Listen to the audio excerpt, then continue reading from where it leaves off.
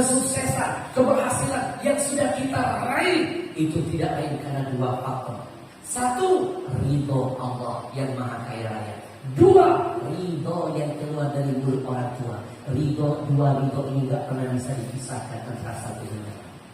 Saya kasih contoh yang paling mudah. Bapak Ibu tolong lihat ke depan. Saya Ahmad Al-Hashim, manusia yang banyak dosa ini, miskin ilmu ini. Saya bisa berdiri di hadapan antum. Saya bisa jadi pendakwah bukan karena kehebatan saya, bukan. Hari ini saya bongkar rahasia. Ini karena pengorbanan yang pernah dilakukan ayah saya. Dulu saya mondok di pesantren Maria Palembang tahun sebelum 90-an. Saya sedang bersemangat menuntut ilmu dengan salah seorang ulama besar di kampung itu, pimpinan pondok pesantren. Cita-cita saya bilang ke ayah saya, ayah hantarkan saya ke pondok itu, saya ingin berguru dengan ulama itu. Ayah tahu kan saya kepengen jadi ulama besar, jadi pendakwah seperti beliau. Lalu dihantarkan ayah saya ke pondok. Begitu saya masuk ke pondok, saya semangat belajar menuntut ilmu dengan ulama ini. Tiba-tiba Allah kasih ujian buat beliau. Guru saya tercinta kena penyakit ginjal. Akhirnya sering cuci darah. Terlambat cuci darah nyawa dari keluhannya. Kalau sudah lemas, jarang masuk mengajar. Lama-lama guru kami gak punya dana untuk cuci darah. Lalu diusulkan dokter biar gak cuci darah, dan insya Allah bisa sembuh seperti sedia kala, harus mencari donor ginjal. Guru kami berusaha mencari donor ginjal kesana kesini. Ternyata harga ginjal lebih mahal, Pak. Guru kami gak sanggup. Lalu kami dikumpulkan semua satu.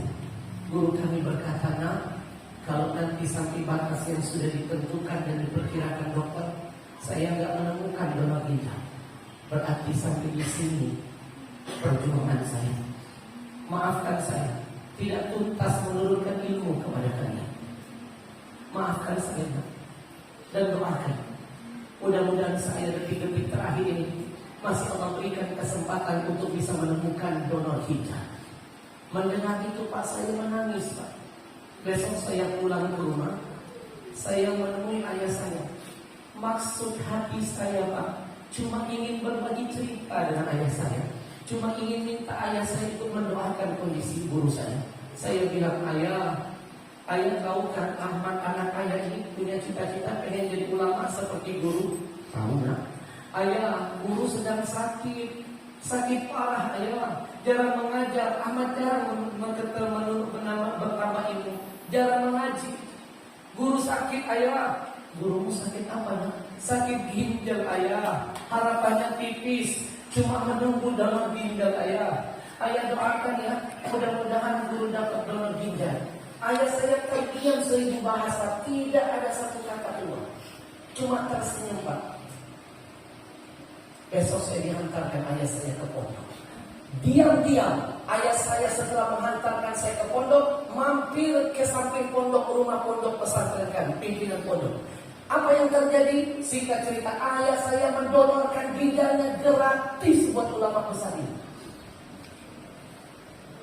Operasi di rumah sakit Cipto Jakarta sukses. Ginjal ayah saya diambil satu, ditempelkan di tubuh guru saya. Berkat wasilah pengorbanan ayah saya, guru saya bertahan hidup sampai 8 tahun setelahnya Pak. Selama 8 tahun itu saya makin banyak menimba ilmu dengan guru saya. Tapi begitu masuk tahun ke-8, saya dipanggil guru saya. Ahmad, sebelum nafas saya terhenti, sebelum mata saya tertutup, sebelum bibir saya terkunci, ada satu rahasia besar antara diriku dan ayah. 8 tahun aku simpan rahasia ini di hatiku. Duduk di sini. Kamu tahu siapa yang siap mati mengorbankan nyawanya demi kehidupanku? Tahu guru, ayahnya Ahmad. Kamu tahu kenapa ayahmu siap mati memberikan ginjalnya kepadaku?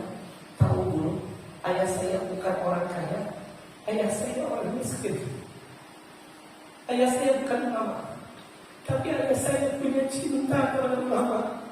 Dia siap mati demi ulama. Betul kan? Ayahmu siap mati demi ulama.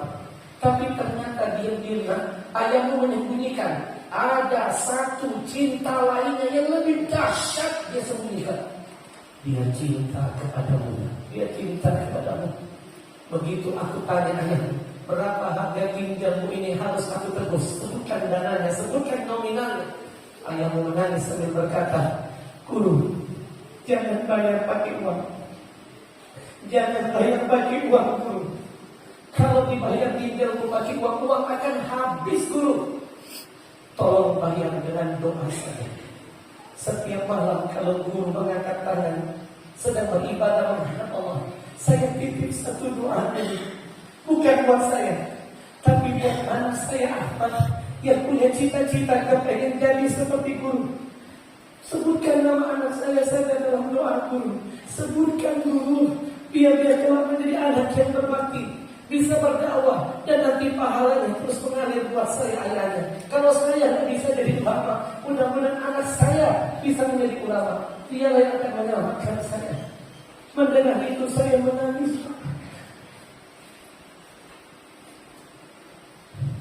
Saya menangis. Saya pulang ke rumah. Saya temui ayah saya. Saya peluk ayah saya. Ayah, 8 tahun ayah rahasiakan ini. Kenapa ayah diam? Kenapa ayah tidak ngasih tahu? Kalau ayah dulu ngasih ginjal demi keberkahan hidup Ahmad ke depan. Ayah saya tersenyum lalu menjawab, nah, biarkan pengorbanan orang tua suatu hari kamu dengarkan tidak dari mulut mereka, tapi dari mulut orang-orang yang merasakan pengorbanan.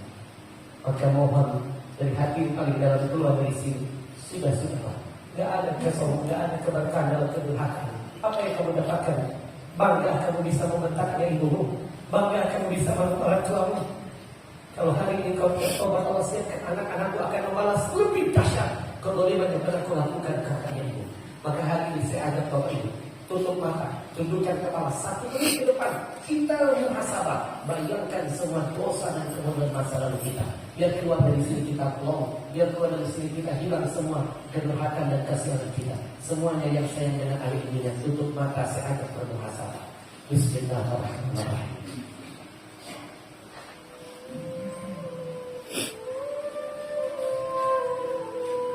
Wahai dikau yang cinta dan sayang kepada ayah dan ibunya, tutup mata, tundukkan kepala, bayangkan wajah ayah ibumu. Semakin kau tutup matamu, semakin kau akan merasakan kehadiran ayah ibumu di hadapanmu. Semakin kau pejamkan mata, semakin kau akan mendengar suara ayah ibumu yang begitu merdu memanggil nama.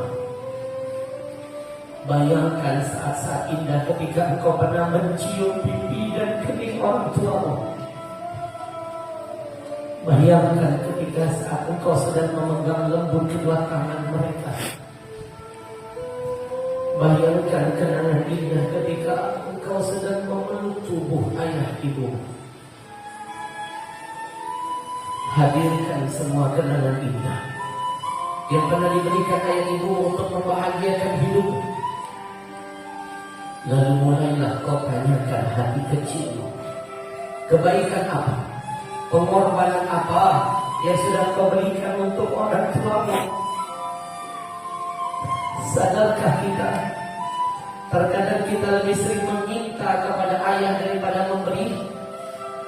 Sadarkah kita, terkadang kita lebih sering menuntut daripada menghargai?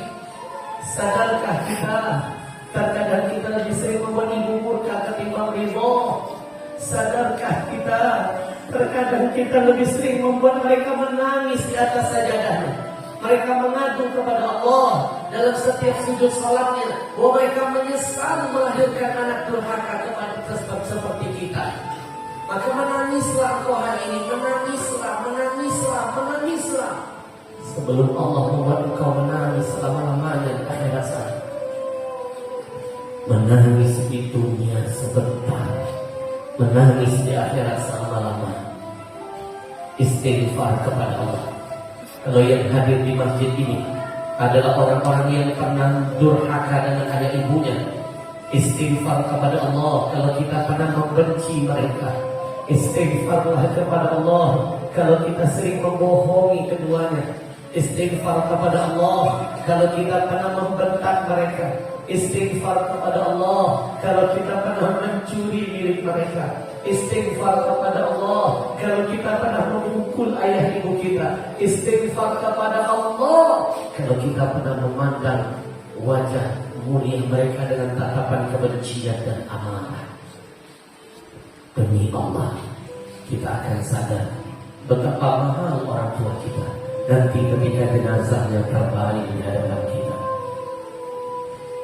Ya Allah, ampuni sebanyak apapun dosa kami kepada ayah ibu kami. Jangan kau cabut nyawa ini sebelum kami bertaubat ya Rabb. Jangan kau jadikan anak cucu kami telah membalas semua kezaliman masa lalu kami. Berikan mereka hidayah, berikan mereka petunjuk agar mereka bisa lebih baik dari kami ya Rabbana. Kami mohon kepadamu, bagi ayah ibu kami yang masih hidup, jangan dulu Engkau wafatkan mereka ya Allah. Kami belum sanggup melihat jenazahnya, kami belum sanggup menguburkan jasadnya. Kami sayang dan cinta dengannya. Berikan kami kesempatan kedua untuk bisa membahagiakan mereka berdua di sisa-sisa umurnya. Berikan kami keluasan rezeki dan harta agar kami bisa menghajikan ayah ibu kami, agar kami bisa mengumrohkan mereka, agar kami bisa terus sering beramal kebaikan atas nama-nama mereka. Ya Allah ya Rahman, ya Allah ya Rahim, bagi ayah ibu kami yang sudah meninggal dunia,